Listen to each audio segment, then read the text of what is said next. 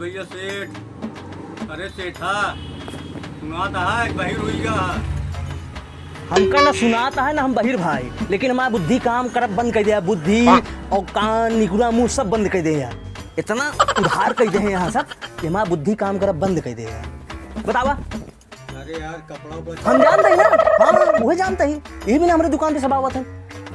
ओका हाथ ना लगाया, ओका बिल्कुल ओका छुआ ना, ओका बिल्कुल छुआ ना। पैसा देगा यार। पैसा है तो हम कहा था ही हमारे दुकानिया पे आवत नहीं है, कहा था कि हम पैसा देवे फ्री में ना ले जाए, लेकिन वो 120 रुपये सामान नहीं है, 10 रुपया दे देंगे, 110 रुपया उधार कर देंगे। हमका पता है ना हमारे दुकान पे ऐसे लोग आवत हैं। 5 हजार सामान दे हैं 50 रुपये दे दे हैं, उसके बाद 4950 रुपया उधार कर दे हैं। अरे यार देता है यार। अरे यार भैया एक धारा पहले किनारे रखा, अब आगे बोला। आई गया हाँ सेठ बही रहा का बताओ ता यहाँ सा पता है तोरे जैसा लोग 23.5 लाख रुपया उधार करे। अरे तो हम कही थे हमरो में जोड़ लाना थोड़ के।